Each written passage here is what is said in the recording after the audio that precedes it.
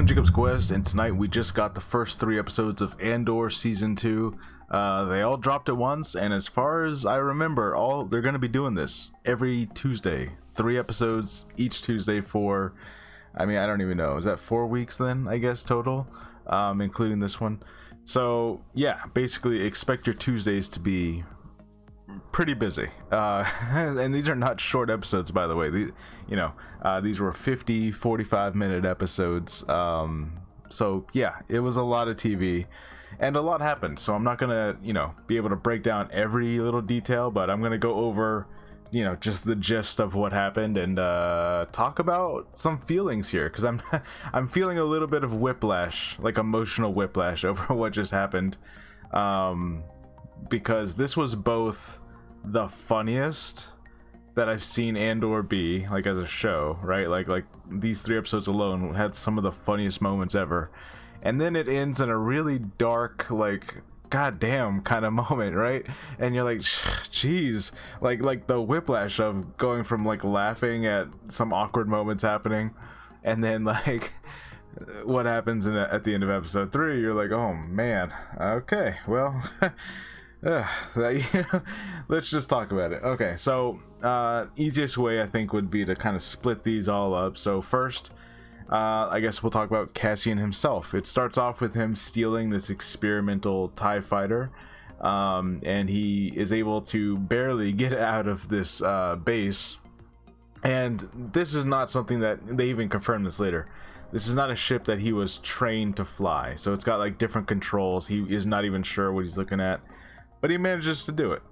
And then he goes to the planet that is at this point still mysterious to him. We'll get to that. And he runs into this group of rebels, this brigade, who has killed the person that he was supposed to be there to give the ship to.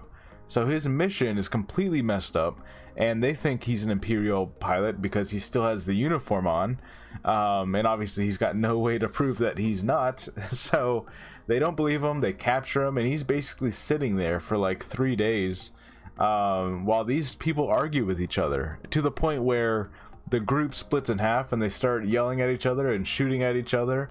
And really are one of the first funniest moments of this entire first 3 episodes here was when oh man, okay, so the group has been fighting with each other, and they like come out and they're like, you know what, I challenge you, right?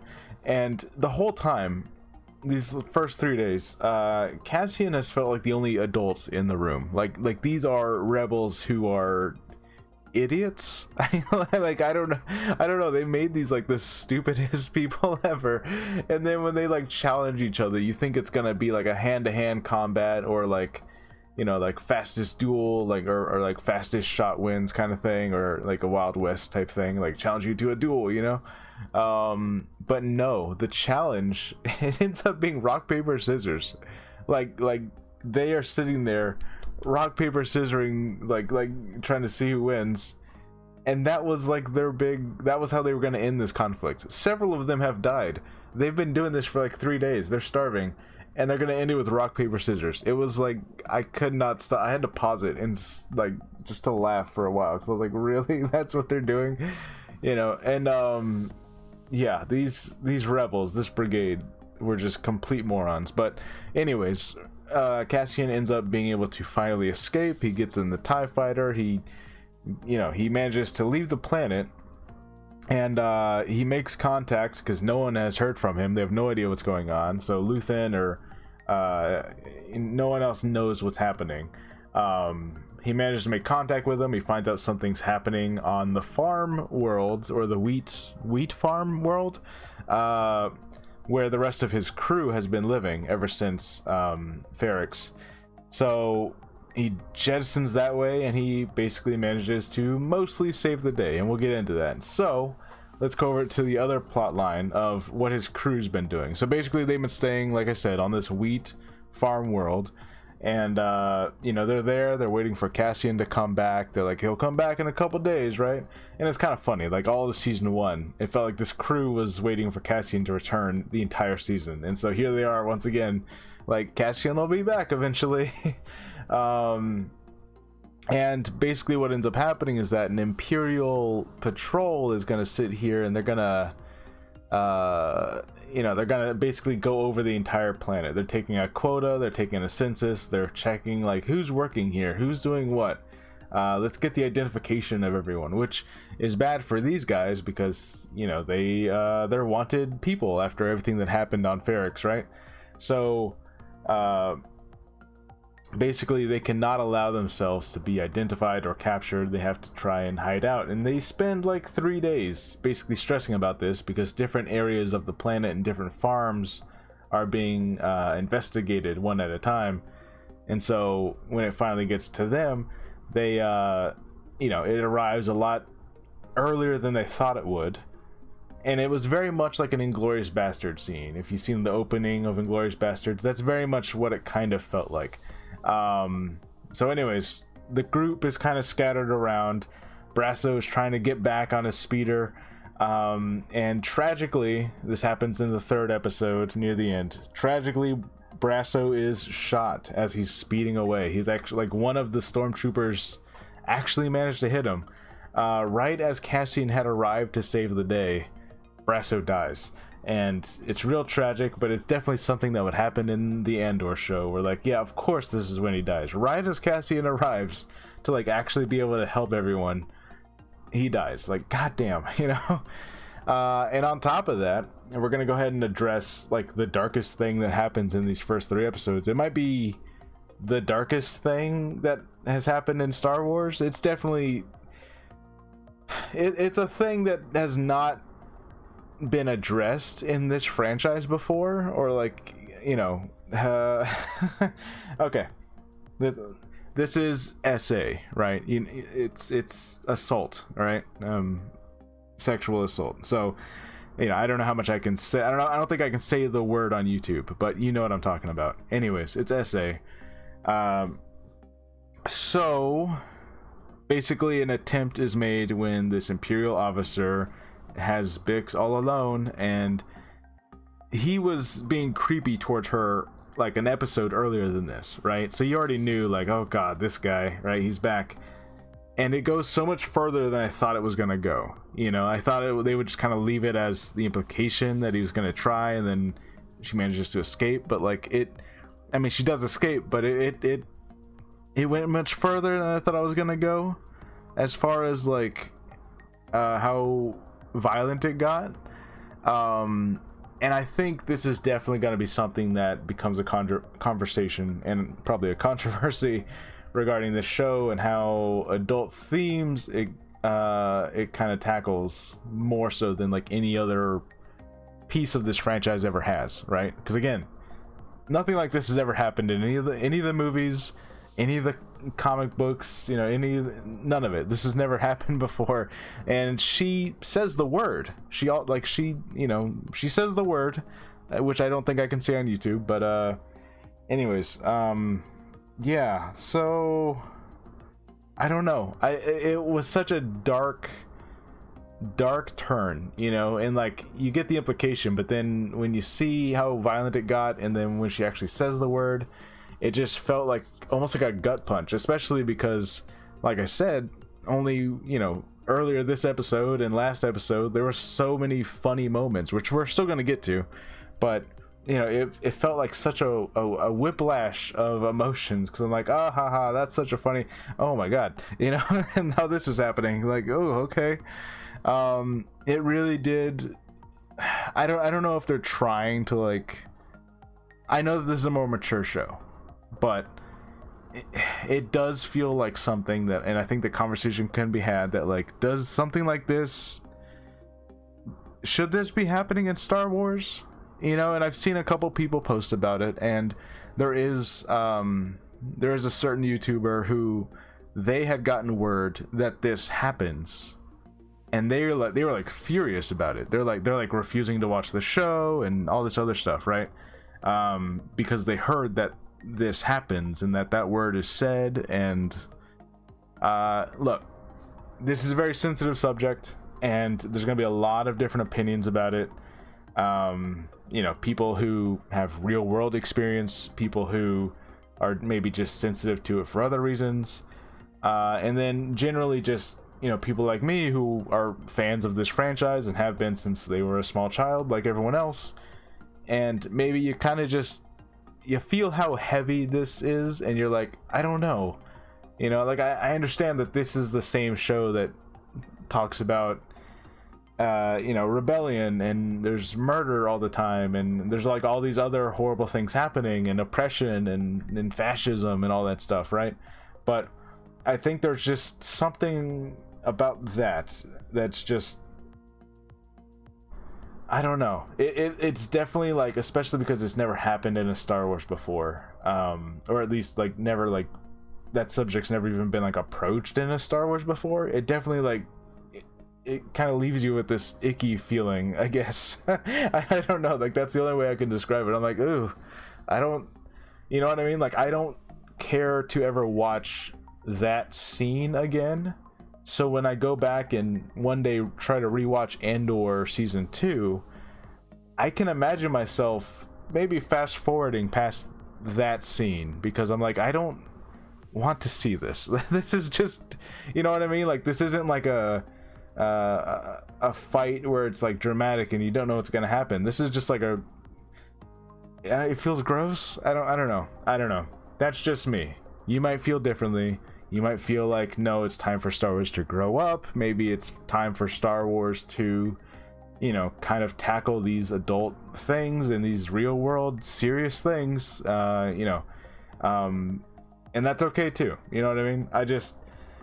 It's gonna be a conversation.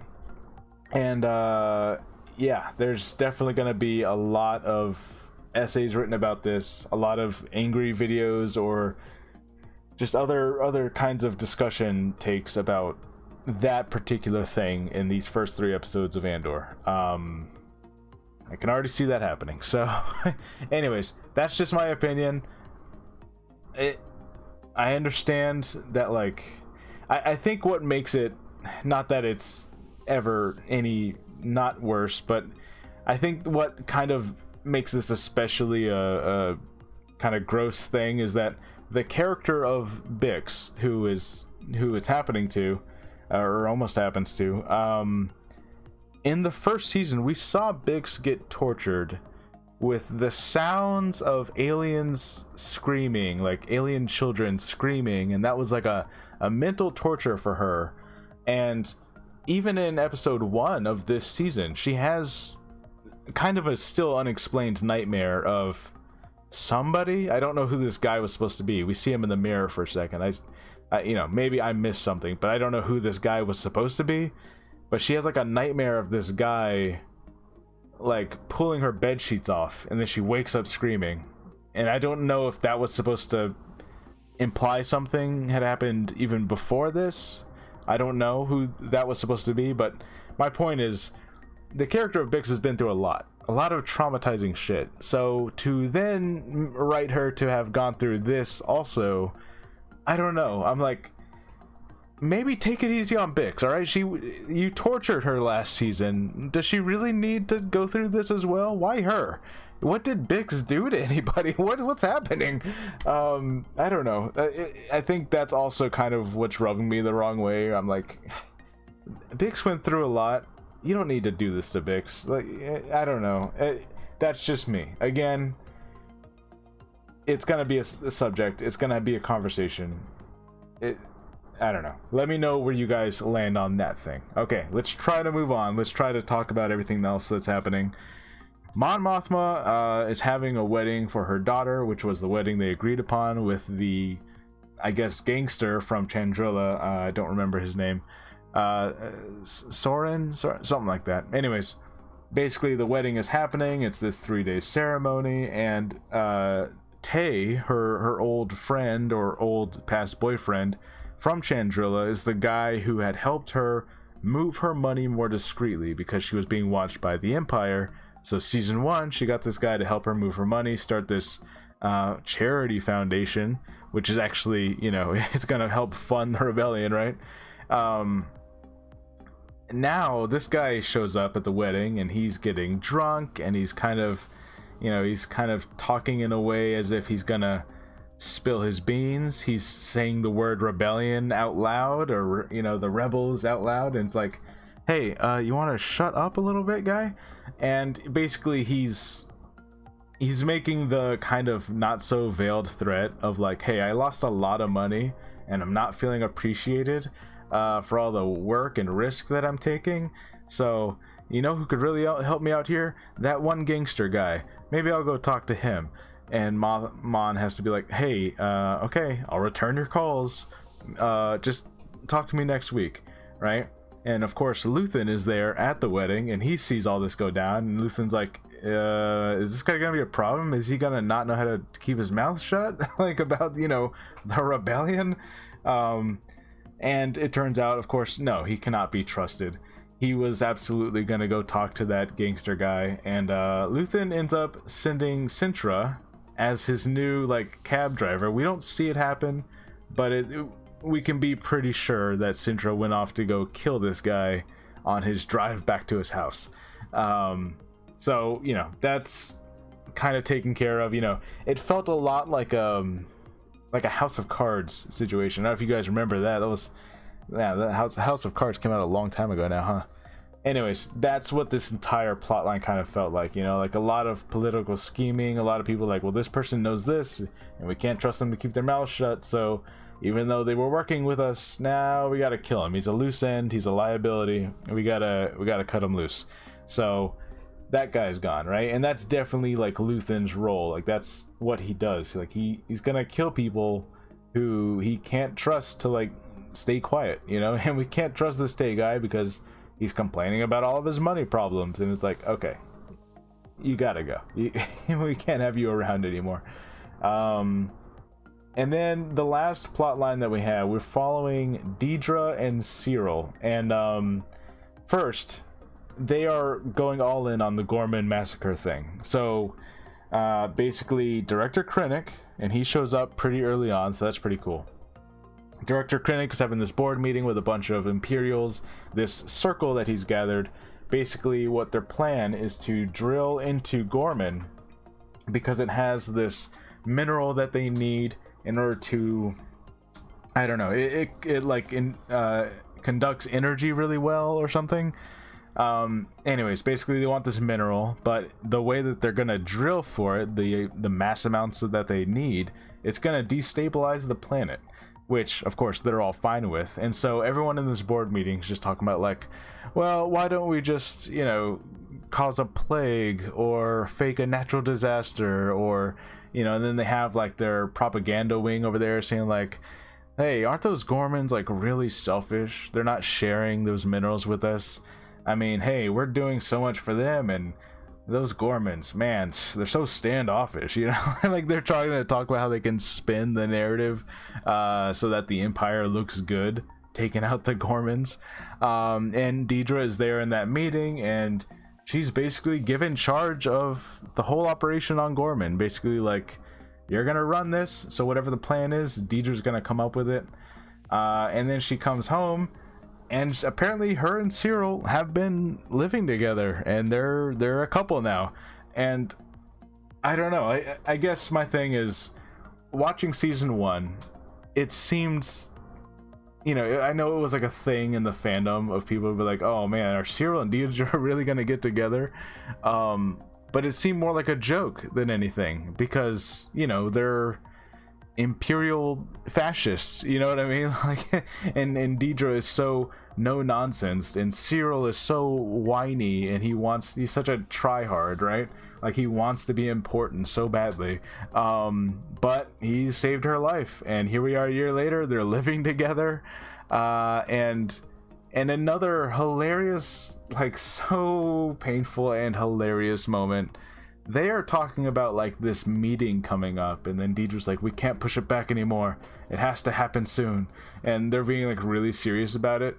And then the next episode, the doorbell rings, and it's Cyril's mom. And then I had to pause and laugh again, because this epically important meeting they're talking about, you think it's gonna be some high up Imperial, it's gonna be Mas Amedda or Sly Moore or something, someone really important is gonna show up for some reason. It's his mom. This is this is the girlfriend meeting the boyfriend's mom. This is like the big meeting that they're talking about. And Cyril's mom, man, she is a mess. I don't know. They like cranked up the comedy.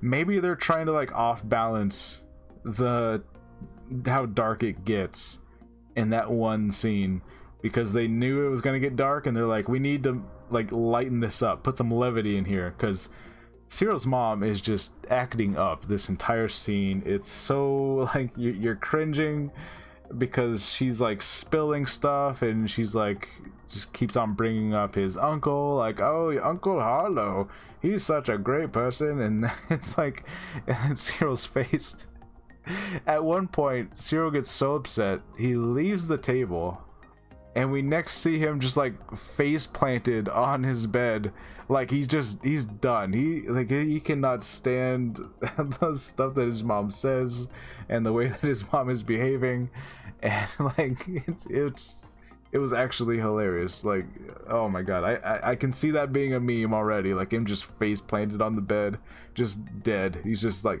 I'm over this. But Deidre, being Deidre, she actually manages to kind of take control of the situation. She's like, all right, we're gonna set rules, we're gonna set boundaries. He's gonna call you, he's gonna visit you twice a month, but that's all gonna depend on how aggravating you are. Right? Like Deidre took control, right? And I have to imagine that Cyril's mom was actually pretty proud of, like, oh look, Cyril found someone who's actually gonna, you know, have a spine, I guess. Right? So yeah, I don't know, it's man, this show, in a way, you know, they make a good couple for a couple of fascists, you know.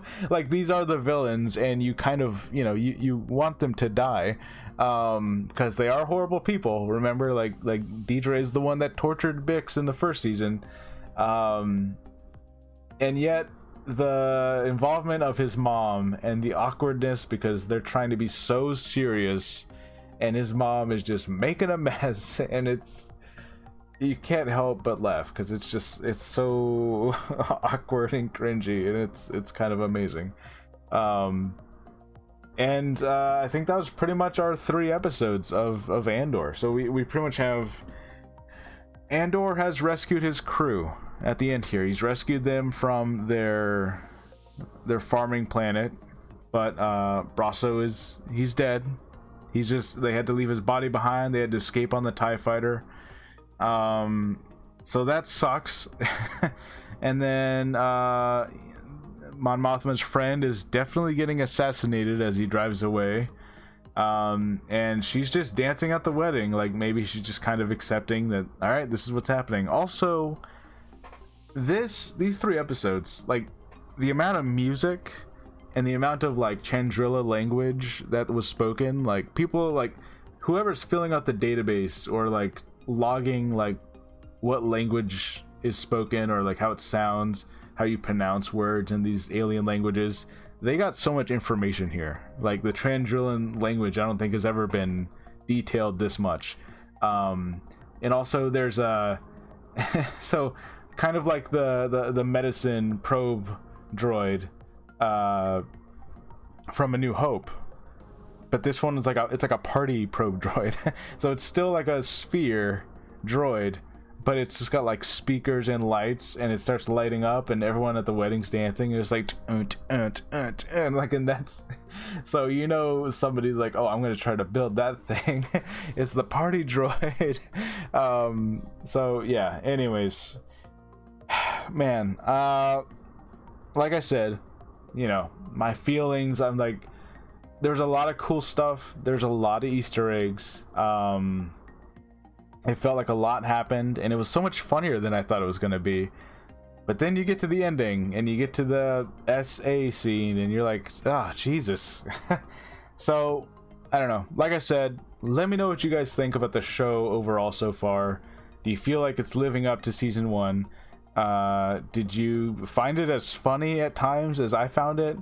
And also, how do you feel about that scene? This is going to be the conversation for a while, you know. And even if only for that reason, I kind of feel like, should they have done that? Or maybe they shouldn't have said the word, because I don't know.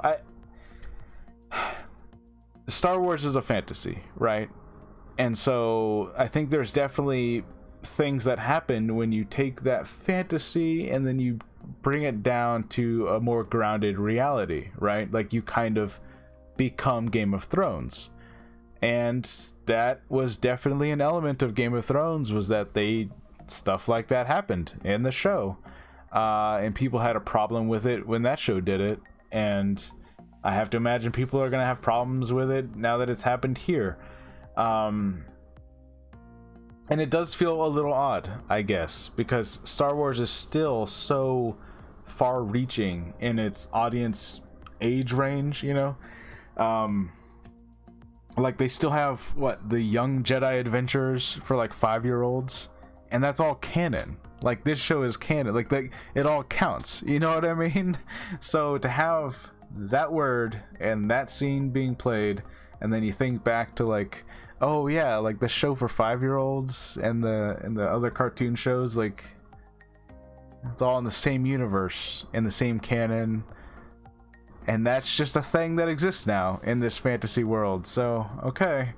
I don't know. Again, let me know how you guys feel about that. Some people have like, you know, or at least one person I know has like cursed off the show. They're like, I'm done with the show. I heard that happens. They're done with it. I'm not going to do that, right? Like, I'm just going to like, that's how it hit me. I kind of feel a little sick. Even like I don't want to rewatch that scene. So I, you know, I don't know how episode 3 is ever gonna hit me again. Maybe now that I know exactly how it plays out, it won't be as rough next time. But right now, I'm kind of like, ugh, man, that was hard to watch. So, anyways, let me know what you guys think about the first 3 episodes of Andor. Like I said, it's great writing. The show is still amazing. But I do think there's gonna be certain subjects that they're just gonna, at least for the next week until the next set of episodes come out, like this is probably what we're gonna be talking about on the, you know, online spaces. So anyways, let me know what you guys think, and I'll see you guys later. Bye.